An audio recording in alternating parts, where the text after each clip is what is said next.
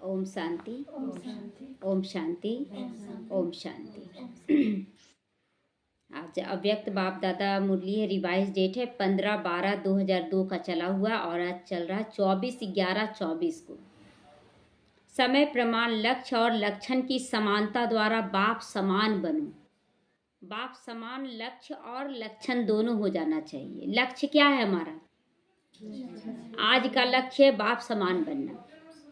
आज का लक्ष्य है बाप समान बनना। और बाबा का लक्षण कैसा था कि कितना भी कोई विरोधी हो, लेकिन जब उनके पास आया तो कहाँ जाएंगे मेरे बच्चे। ब्रह्मा बाबा भी इसी रूप से देखा। तो हम सबका भी लक्षण क्या होना चाहिए कि हम विश्व कल्याणकारी माता के रूप में हैं। तो कोई कितना भी विरोध हो वो सुधरेगा कि नहीं? वो सुधरेगा।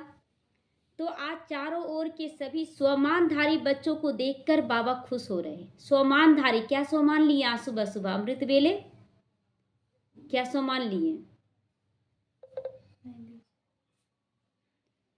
तो इस संगम पर जो आप बच्चों को स्वमान मिलता है, उससे बड़ा स्वमान सारे कल्प में किसी भी आत्मा को प्राप्त नहीं हो सकता है। कितना बड़ा स्वमान है इसको जानते हो? स्वमान की सीट पर बैठना माना नशे में आ जाना, और नशे के अनुसार कर्म होता है और कर्म से परिणाम निकलता है। तो इसीलिए स्वमान क्या लेना है? मैं श्रेष्ठ कर्म करने वाली, आज का स्वमान ले, मैं श्रेष्ठ कर्म करने वाली, श्रेष्ठ प्राप्तियों से भरपूर, श्रेष्ठ पद की अधिकारी, मैं श्रेष्ठ आत्मा हूं। याद रहेगा? तो स्वमान का नशा कितना बड़ा हो गया ना। हर चीज आ गया इसमें, हर एक चीज आ गया। तो यह स्मृति में रहता है। स्वमान की माला तो बहुत बड़ी है, हर चीज आ गया। स्वमान की माला बहुत बड़ी है। एक एक दाना गिनते जाओ और स्वमान के नशे में लवलीन हो जाओ। एक एक दाना, सभी परफेक्ट है। जितना बाबा के बच्चे हैं सभी अच्छे हैं। यह स्वमान अर्थात टाइटल स्वयं बाप दादा द्वारा मिले हैं, परमात्मा द्वारा स्वमान प्राप्त है। इसीलिए इस स्वमान के रूहानी नशे को कोई अथॉरिटी नहीं हिला सके, क्योंकि ऑल माइटी अथॉरिटी द्वारा प्राप्त है। मतलब दुनिया का कितना भी बड़ा अथॉरिटी हो, लेकिन हमारे स्वमान को हिला नहीं सकता। क्यों? क्योंकि ये जो दिया गया है अथॉरिटी, ये स्वयं परमात्मा द्वारा दिया गया है। तो बाप दादा ने आज अमृत वेले सारे विश्व के सभी बच्चों की तरफ चक्कर लगाते हुए देखा कि हर एक बच्चे की स्मृति में कितने स्वमानों की माला पड़ी हुई है। माला को धारण करना अर्थात स्मृति द्वारा उस स्थिति में स्थित हो जाना। बाबा क्या बोला? माला बन रहा है, माला बन रहा है ना। 8 की माला, 108 की माला, 16,000 की माला और 9 लाख की माला, सबकी माला है। तो बाबा कह रहा कि बच्चों की स्थिति बाबा देख रहा था आज अमृत वेले कि स्वमानों की सीट पर बैठकर कौन सी माला बना रहे हैं। तो अपने को चेक करो, यह स्मृति की स्थिति कहाँ तक रहती है। ये स्मृति की स्थिति कि मैं हूँ, ये स्वमान ले लिए, लेकिन उस स्थिति के प्रति लक्षण कितना इमर्ज हो रहा है। तो बाप दादा देख रहे थे कि स्वमान का निश्चय और उसका रूहानी नशा दोनों का बैलेंस कितना रहता। आज बाबा देख रहे हैं कि हम स्वमान तो ले लिए कि हम बहुत अच्छी आत्मा है, तो अच्छा बनना होगा ना। लक्ष्य के अनुसार लक्षण आना चाहिए ना। तो ये निश्चय है कि नॉलेजफुल बनना है और रूहानी नशा है पावरफुल बनना है। नॉलेजफुल बनना ये निश्चय है कि बनना है, लेकिन रूहानी नशा क्या है कि पावरफुल बनना है, शक्तिशाली हमें बनकर रहना है। तो नॉलेजफुल में भी 2 प्रकार के बच्चे देखे। एक है नॉलेजफुल जो ज्ञान से एकदम भर चुके हैं, बहुत ज़्यादा ज्ञान है उनके अंदर। दूसरे हैं नॉलेजेबल, यानी कि ज्ञान का स्वरूप बन चुके हैं। उनका देखना, बोलना, करना, सोचना सब आप स्वतः ही ज्ञान युक्त लग रहा है। तो अपने से पूछो मैं कौन से हैं आप? नॉलेजफुल हैं कि नॉलेजेबल हैं? नॉलेजफुल नहीं, नॉलेजेबल मतलब मैं ज्ञान स्वरूप हूँ। तो बाप दादा जानते हैं कि बच्चों का लक्ष्य बहुत ऊंचा है। लक्ष्य ऊंचा है ना। क्या ऊंचा है? सबका ऊंचा है लक्ष्य कि हम बस बन रहे हैं, सुन रहे हैं, बस यहाँ तक है कि लक्ष्य ऊंचा लेकर चल रहे हैं। तो सभी कहते हैं हम तो बाप समान बनेंगे। तो जैसे बाप ऊंचे से ऊंचा है तो बाप समान बनने का लक्ष्य कितना ऊंचा है। तो लक्ष्य को देखकर बाप दादा बहुत खुश होते हैं। लेकिन बाबा लगाना शुरू कर दिया। अब समझते जाएं कि क्या बाबा बता रहा है। लेकिन बताएं क्या, इसके आगे क्या है। लेकिन क्या समझ रहे हो क्या, मतलब लक्ष्य तो ले लिए, लक्षण कैसा है। वह टीचर्स, वह डबल फॉरनर्स सुनेंगे, सब टीचर बनकर सुनेंगे। समझ तो गए होगे, बाप दादा लक्ष्य के प्रमाण लक्षण समान चाहते हैं। जैसे हम बोल दिए कि मैं शांत स्वरूप आत्मा हूँ, तो शांति मेरा स्वरूप हो जाना चाहिए। अगला को वाइब्रेशन जाए कि मैं हूँ शांत। तो अभी अपने से पूछो कि लक्ष्य और लक्षण अर्थात प्रैक्टिकल स्थिति समान बनी है। क्योंकि लक्ष्य और लक्षण समान होना यही बाप समान है। लक्ष्य हम ले रहे हैं और बन नहीं रहे हैं, तो फिर क्या फायदा। नॉलेज फुल बन गए हैं, नॉलेज का स्वरूप हम नहीं बन पाए, तो क्या फायदा। तो समय प्रमाण इस समानता को समीप लाओ। ये हम लोगों को होमवर्क दे दिया गया कि लक्ष्य के समान समय प्रमाण इसमें समान बनो। तो वर्तमान समय बाप दादा बच्चों की एक बात देख नहीं सकते। कौन सी बात देख नहीं सकते। कई बच्चे भिन्न भिन्न प्रकार की बाप समान बनने की बहुत मेहनत करते, जाप करते, मैं मास्टर सरस्वतीमान हूँ, मैं ऐसी हूँ, मैं वैसी हूँ। जाप नहीं, स्वरूप बन जाना है। तो बाप की मोहब्बत के आगे मेहनत करने की आवश्यकता है। बाबा से अगर मोहब्बत है तो मेहनत करने की आवश्यकता पड़ती है? बिल्कुल नहीं, बिल्कुल मेहनत करना ही नहीं है। बस आपको स्वरूप बनकर कर्म करना है। तो वह मेहनत नहीं, मोहब्बत होती है। मोहब्बत में देखते हैं कुछ भी कर गुजरते हैं। एक माँ का बच्चे से प्रेम ही होता है ना। जो लड़की को रात में जागने का बिल्कुल आदत नहीं रहता है, जो सुबह रात में सोती है तो सुबह उठती कितने बजे, 7 बजे 8 बजे उठती थी, और एक बच्चा उसके जीवन में आ गया, अब वो रातों रात जाग रही है। ये परिवर्तन है ना। किसमें? मेहनत का परिवर्तन है कि मोहब्बत का परिवर्तन है। मोहब्बत का ये परिवर्तन होता है। ना चाहती हुए भी उसका पॉटी साफ करना। जो लड़की घृणा करती थी, छुएंगे नहीं, और वो कर रही है, ये सब मोहब्बत है। तो जब उल्टा नशा देह अभिमान का नेचर बन सकता है, नेचुरल बन गया, तो देही अभिमानी स्थिति बन सकती है कि नहीं? बन सकती है ना। तो क्या देह अभिमान में आने में पुरुषार्थ करना पड़ता है। अब गुस्सा स्वरूप बन गया। अब कुछ भी बात होता है तो गुस्सा हो जाता है, लोभ लालच आ जाता है, तो अब करना नहीं पड़ता, वो आदत बन चुका है, वो निकल जाता है। तो या 63 जन्म पुरुषार्थ किया नेचर बनाने के लिए, मैं गुस्से स्वरूप हूँ, मैं लोभी हूँ, ऐसे बोले क्या? ऐसे तो नहीं बोले, होता चला गया। नेचर बन गई, नेचुरल बन गया, नेचर बन गई, नेचुरल बन गया। तो जो अभी भी कभी कभी यही कहते हैं कि देही के बजाय देह में आ जाती हैं, तो जैसे देह अभिमान नेचर और नेचुरल रहा, वैसे अब देही अभिमानी स्थिति भी नेचुरल और नेचर हो। नेचर बदलना मुश्किल होती है, नेचर बदलना मुश्किल होती है। अभी भी कभी कभी कहते हो कि मेरा भाव नहीं था, मेरा नेचर है, ये गुस्साना मेरा नेचर है, अहंकार मेरा नेचर है, ये बोल देते हैं। तो उस नेचर को नेचुरल बनाया, और बाप समान नेचर को नेचुरल नहीं बना सकते हो। बाप समान नेचर को नेचुरल नहीं बना सकते हो। जब देह अभिमान को ले आए हो तो देही अभिमानी भी बन सकती है। बन सकती क्या, बन रही है, बनती जा रही है। तो उल्टे नेचर की वश हो जाती हूँ, और यथार्थ नेचर बाप समान बनने की, इसमें मेहनत क्यों।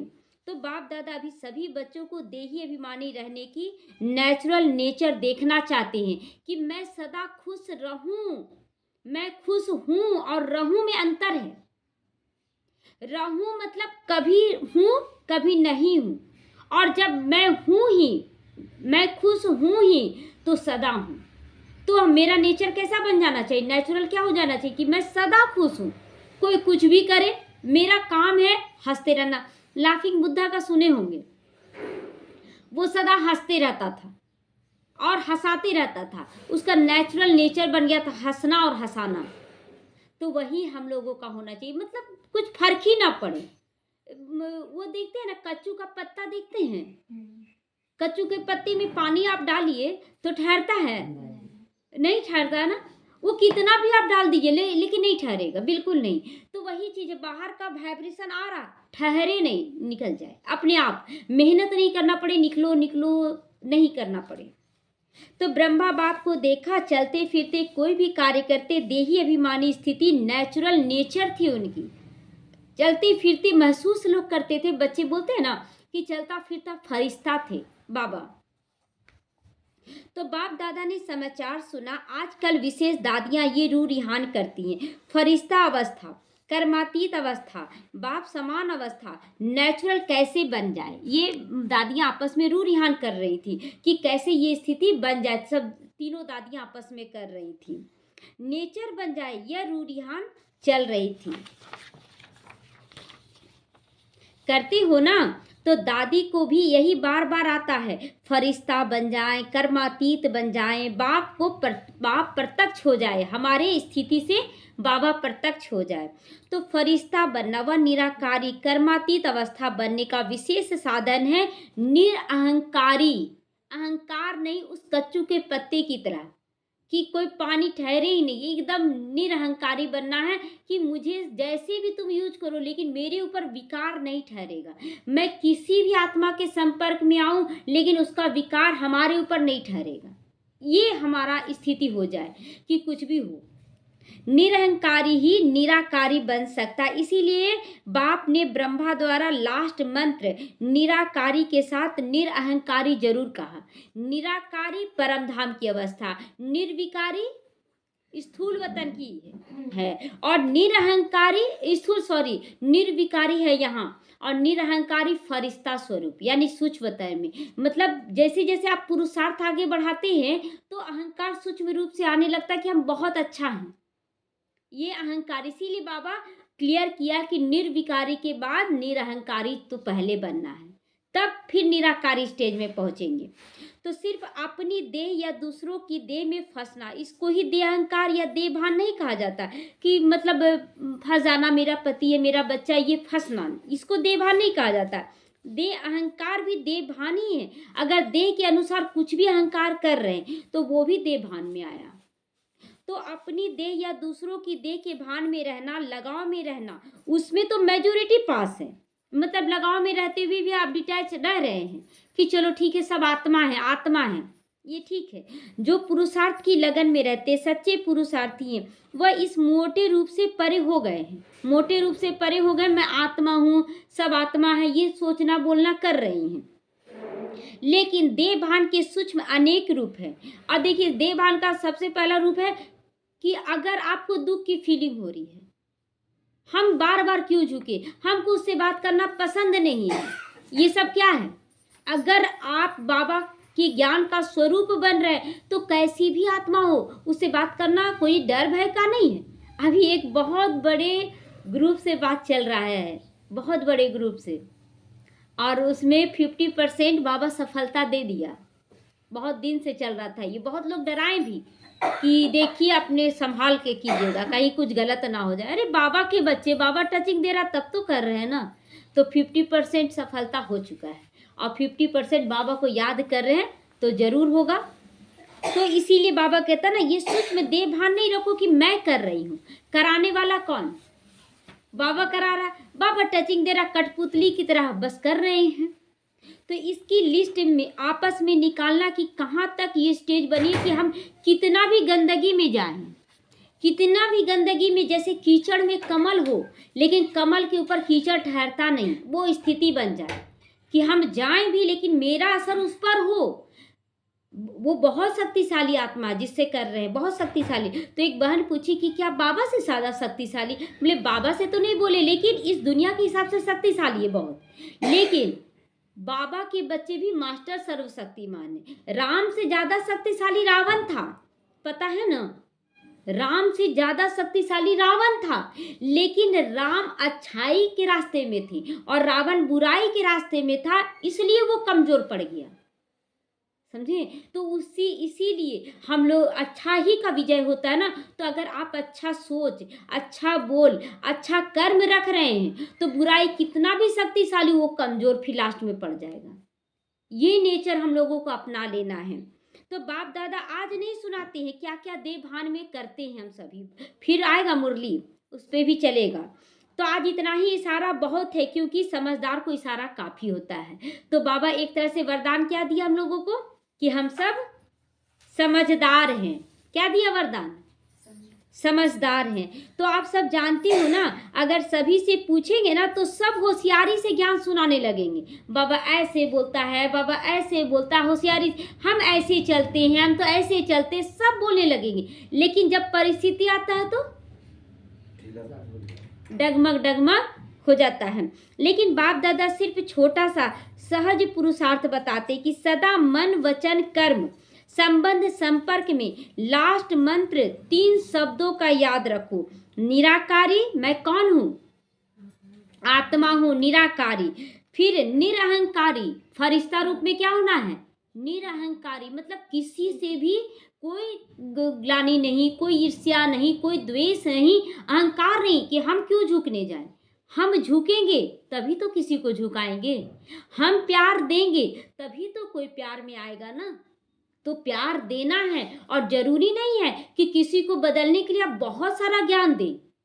आप उसकी बातों को निरहंकारी बनकर सुन रहे हैं और आप वाइब्रेशन दे रहे हो, वो बदल जाएगा। क्योंकि सामने वाला जब आता है ना तो केवल वो सुनाता ही है, आपको सुनने की स्थिति रखना है।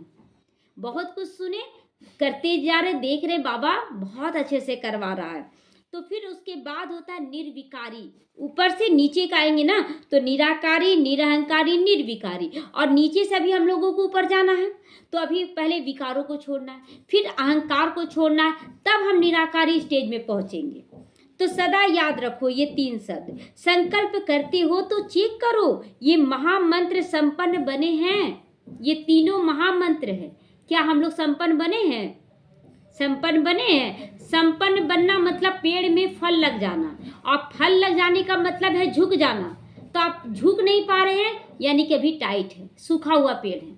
मुर्दे की पहचान है अकड़ना, और जिंदे की पहचान है झुकना। तो हम अकड़ते हैं कि झुकते हैं? पेड़ की में फल लगा हुआ है, उसका पहचान है झुक जाना, नम्र हो जाना और खुश होना कि मेरा फल सब कोई खा रहा है। और सूखा हुआ पेड़ तना हुआ रहता है, उसको कोई देखता भी नहीं। तो हम कौन सा पेड़ बन रहे हैं ये चेक करें। तो ऐसे ही बोल कर्म सब में सिर्फ 3 शब्द याद रखो और समानता करो, मिलाओ कि हम ऐसा बने हैं।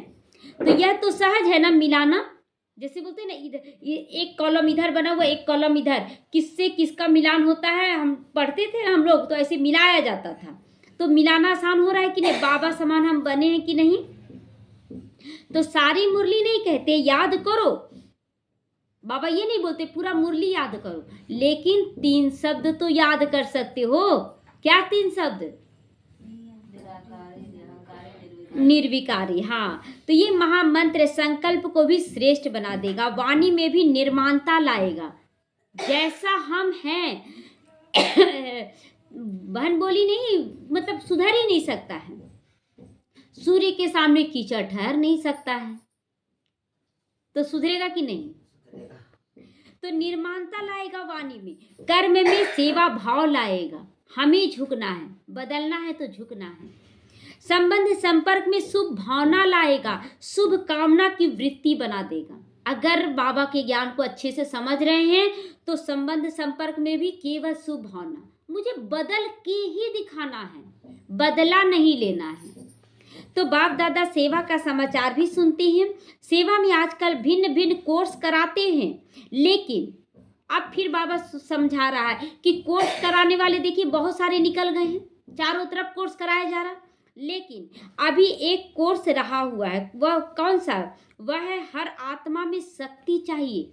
बच्चे नहीं कर पा रहे हैं, और नहीं करने के कारण जैसे कि कमजोर जो रहता है तो वो कैसे चिड़चिड़ चिड़चिड़ करते रहता है, वो कमजोर है इसलिए चिड़चिड़ चिड़चिड़ कर रहा है। तो वह फोर्स का कोर्स तुम्हें कराना है। होमवर्क दे दिया बाबा कि अगर कोई आत्मा नहीं कर रही है तो उसको जगाओ कि तुम कर सकते हो। शक्ति भरने का कोर्स, वाणी द्वारा सुनाने का कोर्स नहीं। कौन सा कोर्स कराना है? शक्ति भरने का कोर्स कराना, वाणी के साथ साथ शक्ति भरने का भी कोर्स भी हो, जिससे अच्छा अच्छा कहे नहीं लेकिन अच्छा बन जाएं, अच्छा बन जाएं। ये हम लोगों को लक्ष्य लेना है। केवल अच्छा अच्छा करने वाले तक हम लोग को सीमित नहीं रहना है। तो यह वर्णन करे कि आज मुझे शक्ति की अंजलि मिली, आज बहुत अच्छा लग रहा है, इतने समय से नहीं समझ में आ रहा था, अब अच्छा लगने लगा। तो अंजलि भी अनुभव हो उन आत्माओं के लिए ये बहुत है। अगर वो शक्तिशाली बनकर करने लगे, ये बहुत बड़ी बात है। तो कोर्स कराओ, लेकिन पहले अपने को कराओ कि क्या मैं वैसा बनी हूं, वैसी शक्तिशाली बनी हूं।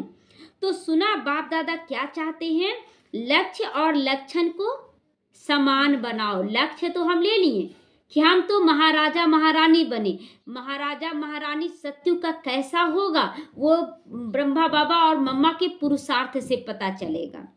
तो लक्ष्य सभी का देख कर बाबा तो बहुत बहुत खुश होते हैं कि अच्छा है ना बच्चे, लक्ष्य तो ले रहे हैं ना कि बहुत ऊंचा जाना है।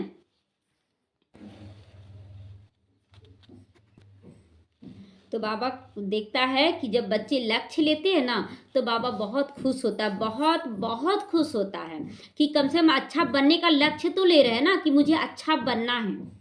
तो अब सिर्फ समान बनाओ, लक्ष्य के समान लक्षण समान बनाओ, तो बाप समान बहुत सहज बन जाओगे। तो बाप समान सहज बन जाओगे। तो बाप दादा तो बच्चों को समान से भी ऊंचा, अपने से भी ऊंचा देखना चाहते हैं। वो क्या बोलते हैं बाबा, सदा बाप दादा बच्चों को क्या बोलते हैं, सिर का ताज हो तुम। तो सिर का ताज मतलब सिर से ऊपर पहनते हैं ना, सिर के ऊपर ताज होता है। तो यानी कि बाप दादा क्या देखना चाहते हैं कि मुझसे भी ऊंचे बच्चे चले जाएं। तो ताज तो सिर से भी ऊंचा होता है ना। तो टीचर सिर के ताज हो, सभी हम सब बच्चे क्या हैं, सिर के ताज हैं। तो क्या सिर के ताज बन रहे हैं बाबा के सिर पर? बोलते ताज में भी हीरा बनना है, ताज में भी सिर के ताज है बाबा की, उसमें भी हीरा, सोना और हीरा सब लगा रहता है ना। तो टीचर से आज मुलाकात सभी टीचर समझेंगे, क्योंकि घर परिवार में अगर रह रहे हैं तो वहाँ भी तो आप टीचर के रूप में हैं, आपका कर्म दूसरों को सिखाएगा। तो इसलिए सभी टीचर्स हैं। तो देखो कितनी टीचर्स हैं, एक ग्रुप में इतनी टीचर्स, तो हर ग्रुप में कितनी टीचर्स होंगी। टीचर्स ने बाप दादा की एक आस पूरी करने का संकल्प किया, लेकिन सामने नहीं लाया है। जानते हो कौन सी? एक तो बाप दादा ने कहा है कि अभी वारिस की माला बनाओ। देखिए प्रजा बहुत मिल जाएगी, बहुत बन जाएगी, हाँ हाँ हाँ करने वाली कि अच्छा है अच्छा है, लेकिन वारिस मतलब जो लक्षण आपने धारण कर लिया वो लक्षण वो भी धारण कर ले, उसको कहा जाता है वारिस। और एक होता है कि जैसे आप ज्ञान योग धारणा सेवा सब में चल रहे हैं और सब आत्मा केवल ज्ञान तक सीमित है या कोई योग तक सीमित है या धारणा तक, उससे ज़्यादा नहीं, मतलब कोई ना कोई सब्जेक्ट छूटा हुआ है, तो वो वारिस कुल की नहीं है। वारिस कुल मतलब जितना मेरे पास संपत्ति है उसका अधिकारी वो भी रहे। तो वारिसों की माला, जनरल माला नहीं बोल रहे बाबा, जनरल माला नहीं। तो दूसरा, संबंध संपर्क वालों को माइक बनाओ। संबंध संपर्क वालों को क्या बनाना है? माइक बनाना है। तुम बोलो कैसा, जैसा आप तैयार किए हैं तो वही बोलेगा ना वो भी।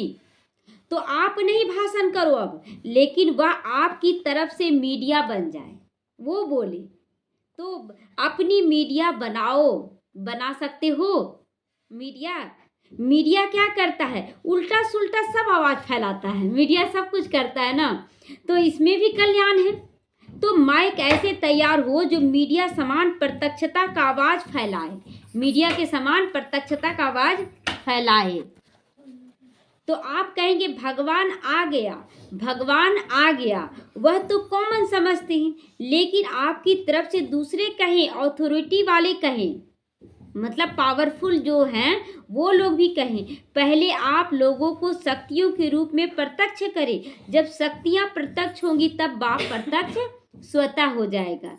जैसे हमारा जो गुण ज्ञान, पहले जैसे हम बहुत क्रोध करते थे, ठीक है, और अब है कि केवल प्रेम ही प्रेम कर रहे हैं, तो ये प्रेम एक शक्ति बन गया ना।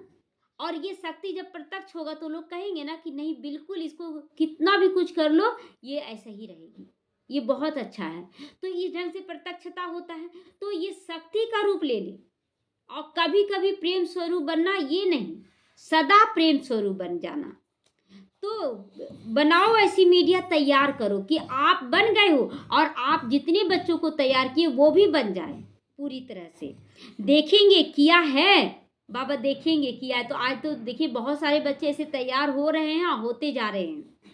चलो कंगन ही सही, कंगन माना माला, माला लंबा होता है ना और कंगन छोटा होता है, तो चलो छोटा माला ही बना लो, कंगन ही बना लो, कुछ एक आत्माओं को तैयार करो, करो तो माला छोड़ो, तैयार किया है हाथ का कंगन।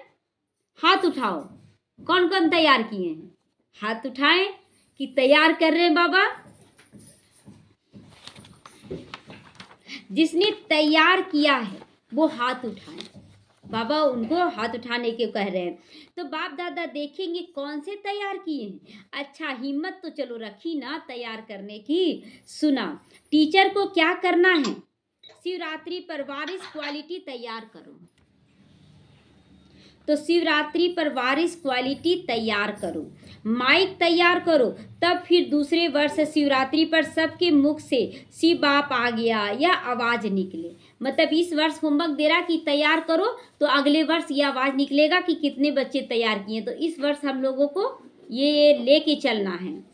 तो ऐसी शिवरात्रि मनाओ। प्रोग्राम तो बहुत अच्छे बनाए हैं, प्रोग्राम सबको भेजे हैं ना, प्रोग्राम तो ठीक बनाए, लेकिन हर प्रोग्राम से कोई माइक तैयार होकर निकले, कोई वारिस तैयार होकर निकले। अब मतलब कोई भी प्रोग्राम करे ना तो कोई ना कोई पावरफुल आत्मा निकल जाए, तब कहेंगे कि हाँ निकली है। कि वह सेवा कर लिए छोड़ दिया, अरे अब मेरा काम नहीं है। बाबा हम ही को तो काम दे रहा है कि तुम नहीं तैयार करोगे तो कौन तैयार करेगा। बाबा को राजा महाराजा बनना है क्या, बनना तो हम लोगों को है। तो यह पुरुषार्थ करो, भाषण किया चले गए ऐसा नहीं, भाषण किया कोई निकला ही नहीं, ऐसा नहीं। यह तो 66 वर्ष हो गए हैं और 50 वर्ष के लिए सेवा के भी मना लिए। अभी शिवरात्रि की डायमंड जुबली मनाओ। यह 2 प्रकार की आत्माएं तैयार करो, फिर देखो नगाड़ा बजता है या नहीं। नगाड़े आप थोड़ी बजाओगे, कौन बजाएगा। आप जिन बच्चों को तैयार कर रहे हैं ना वो बच्चे बजाएंगे नगाड़ा, आप शांति से देखने वाले बनोगे। तो आप तो देवियां हो, साक्षात्कार कराएंगी। तो नगाड़े बजाने वाले तैयार करो, जो प्रैक्टिकल गीत गाए, शिव शक्तियाँ आ गई, शिव शक्तियाँ आ गई। तो सुना, शिवरात्रि पर क्या करोगी, क्या करेंगे, ऐसे बच्चों को तैयार करेंगे। ऐसे ही भाषण करके पूरा नहीं कर देना, बाबा यहाँ गए थे, बाबा वो नहीं देखना चाहता। अब बाबा देखना चाहता बच्चे तैयार कर रहे हो, वारिस क्वालिटी। फिर लिखेंगी बाबा 500 1000 लाख आदमी आ गए, आ तो गए, संदेश दिया, लेकिन वारिस कितने निकले। ठीक है लाखों आदमी आ गए, निकला कितना बच्चा, माइक कितने निकले, अभी वह समाचार देना है, केवल संदेश देने वाला काम नहीं करना है। अभी तो देखिए जहाँ भी हो रहा है सेवा, निकल ही रहे बच्चे चारों तरफ। तो जो अभी तक किया, धरनी बनाई, संदेश दिया, उसको बाबा अच्छा कहते हैं, बहुत अच्छा है। वह सेवा व्यर्थ नहीं गई, समर्थ हुई, हर बात में कल्याण है ना। तो प्रजा तो बनी है, रॉयल फैमिली तो बनी है, लेकिन अब राजा रानी भी तो चाहिए ना। तो जगह जगह निमित्त बनाओ, कोई ना कोई जैसे तैयार किए तो कोई एक बच्चा निमित्त बनाए, फिर 10 गो को वो तैयार करे, ऐसा क्वालिटी वाला बच्चा तैयार करना है। तो राजा रानी तख्त वाले नहीं, राजा रानी के साथ वहाँ दरबार में भी राजे समान बैठते हैं, तो ऐसे बनाओ। मतलब एक होता सिंहासन पर बैठने वाले, ठीक है, तो जो दरबार में सीट पे बैठते वो भी विशेष स्थान रखते हैं। तो बाबा कहता ऐसा भी बच्चा तैयार करो, राज्य दरबार शोभा वाली हो जाए, वैसे बच्चे आए तो कोई भी प्रोग्राम में शोभा हो जाए। तो सुना, शिवरात्रि पर क्या करना है, पांडव सुन रहे हो ना, हाथ उठाओ, पांडव सुन रहे हो ना तो हाथ उठाओ। आज एक बहन बोली कि माताओं को ही तो बाबा आगे रखा है, भाई को आगे नहीं रखा है। लेकिन उनको यही बोले कि जानते भी हैं कि माताओं को आगे क्यों रखा गया है, भाई को पीछे क्यों रखा गया है। शरीर मात्र 1 गुना शक्तिशाली है और आत्मा 10 गुना शक्तिशाली है।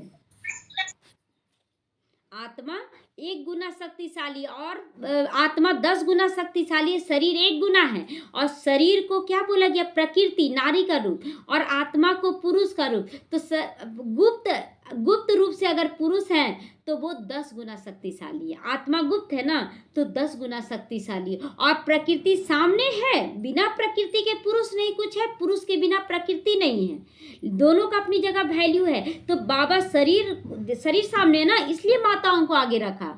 तो वही उस माता बोले नहीं, ये गलत फहमी आपकी है कि भाई ज़्यादा शक्तिशाली हैं लेकिन वो गुप्त रहेंगे तो ही। लेकिन इसका अहंकार दोनों को नहीं करना है कि हम माताएं प्रत्यक्ष हैं इसलिए हम शक्तिशाली हैं, या पांडव गुप्त है इसलिए सब। दोनों का बिना आत्मा के शरीर मुर्दा है, और शरीर के बिना आत्मा कुछ नहीं कर सकती। इसी से आप समझ लीजिए स्त्री और पुरुष का रोल। अच्छा, बड़े बड़े महारथी बैठे हैं, बाप दादा खुश होते, यह भी दिल का प्यार है। बड़े बड़े महारथी भी बैठे हैं यहाँ, तो बाबा खुश होते हैं क्योंकि आप सबका संकल्प चलता है ना कि प्रत्यक्षता कब होगी बाबा की, कब लोग बोलेंगे हाँ बाबा सही में इन लोग को मिला, भगवान मिल गया है, कब होगी। तो बाप दादा सुनता रहता है आप लोगों का संकल्प, बाबा भी सुनता रहता है। क्या सुना मधुबन वालों ने? मधुबन वालों ने सुना, मधुबन, शांतिवन, ज्ञान सरोवर वाले सभी मधुबन निवासी हैं। मधुबन का मतलब जान रहे ना सभी? मधु माना मधुरता। तो हम सबके बीच क्या है? प्यार। हम लोगों का रिश्ता कैसे जुड़ा? मधुरता के कारण जुड़ा, प्यार से जुड़ा ना।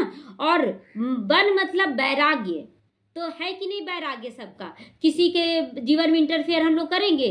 आप यहाँ ज्ञान सुने फिर अपने अपने जीवन को जीने के लिए चले जाते, तो वैराग्य भी है। तो सब मधुबन वासी हुए कि नहीं?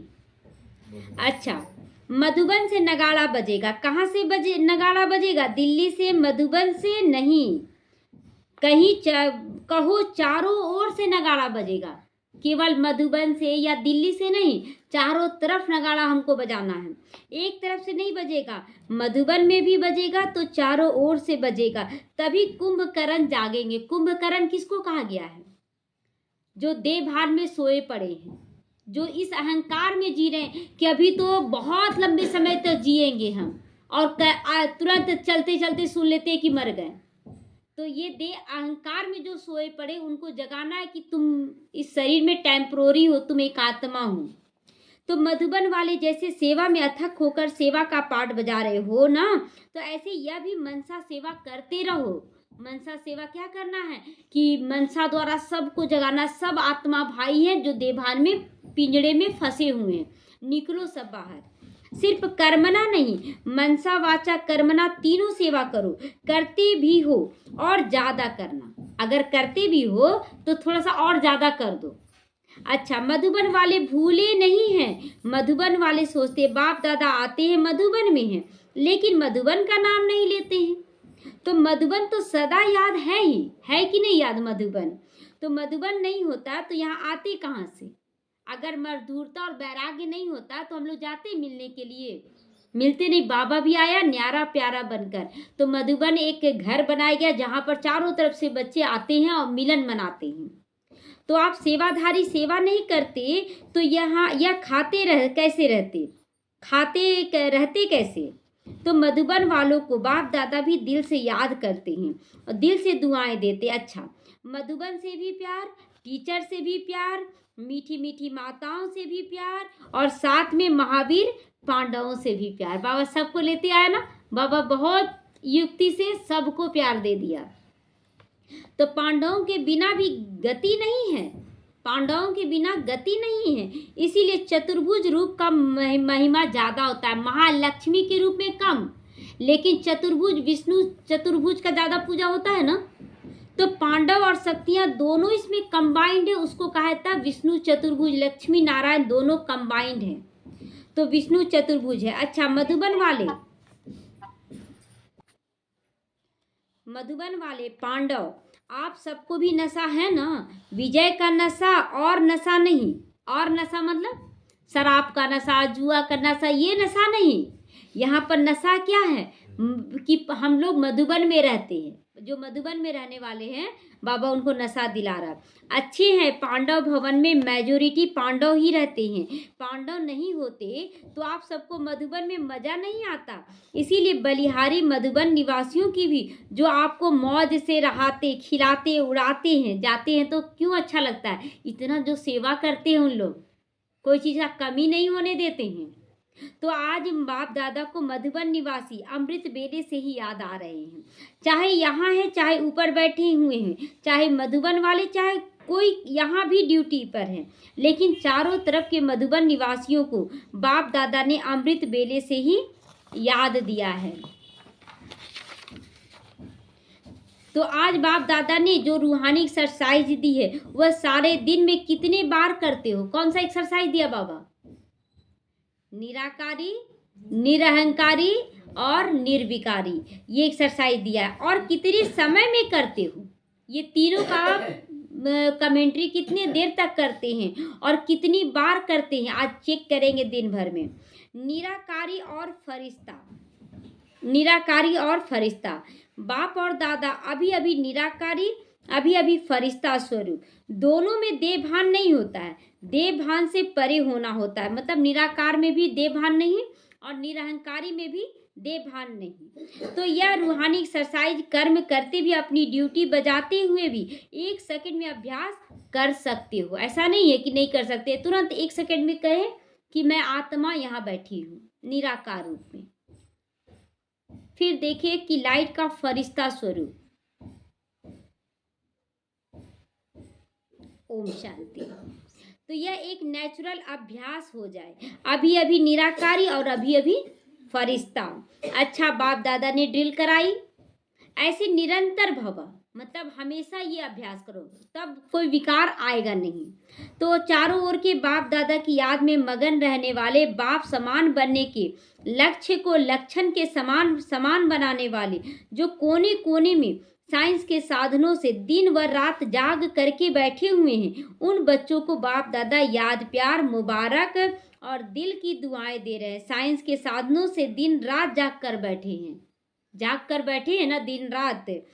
तो बाप दादा जानते सभी के दिल में इस समय दिलाराम बाप की याद समाई हुई है। सबके ये दिल दिमाग में बैठ गया है, हर बात में बाबा निकलता है ना। हर एक के कोने कोने में बैठे हुए बच्चों को बाप दादा पर्सनल नाम से याद प्यार आज दे रहे हैं, सबको नाम से दे रहे हैं, सब अपने नाम से स्वीकार करेंगे। नामों की माला जपे तो पूरी रात हो जाएगी, अगर नाम लेने लगेंगे तो बहुत हो जाएगा ना, इसलिए सब स्वीकार कर ले। तो बाप दादा सभी बच्चों को याद देते हैं, चाहे पुरुषार्थ में कौन सा भी नंबर हो, लेकिन बाप दादा सदा हर बच्चे के श्रेष्ठ स्वमान को याद प्यार देते रहते हैं और नमस्ते करते हैं। ऐसे बच्चों को, सभी बच्चों को नमस्ते भी करते हैं। याद प्यार देने के समय बाप दादा के सामने चारों ओर का हर एक बच्चा याद है। तो हर बच्चा याद है कि नहीं बाबा को? कैसे पता चले कि बाबा हमको याद कर रहा है? तो आप घड़ी घड़ी याद करके देखिए, आपको सहयोग की अनुभूति होगी। तो होता है तभी तो आज सभी बच्चे बोलते मेरा बाबा है, मेरा बाबा नहीं, मेरा भी प्यार है। क्यों लड़ जाते हैं? क्योंकि उनका प्यार होता है दोनों का।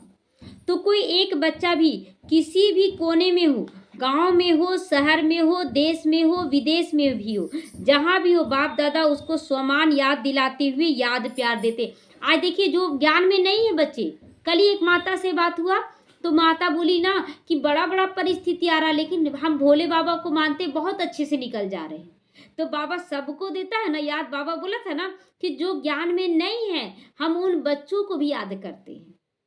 तो ये प्रैक्टिकल एग्जाम्पल दिख रहा है। तो सब याद प्यार के अधिकारी हैं, क्योंकि बाबा कहा तो याद प्यार के तो अधिकारी बन गए ना। तो आप सभी सम्मुख वालों को भी बाप दादा स्वमान के मालाधारी स्वरूप में देख रहे हैं। सभी को बाप समान स्वमान स्वरूप में याद प्यार, गुड मॉर्निंग और नमस्ते नमस्ते। हम रूहानी बच्चों की, रूहानी माता पिता बाप दादा का याद प्यार, गुड मॉर्निंग और नमस्ते नमस्ते। शुक्रिया बाबा, शुक्रिया।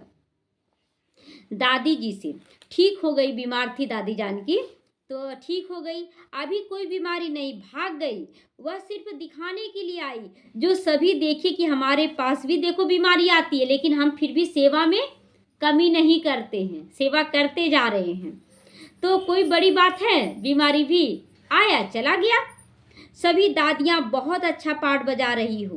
बाप दादा सबके पाठ को देख करके खुश होते हैं। निर्मल शांता दादी से बोल रहे हैं, आदि रतन हो ना, तो अनादि रूप में भी निराकारी बाप के समीप रहती हो, साथ साथ रहती हो। मतलब ऊपर में भी सबसे नजदीक आदि रतन रहते हैं।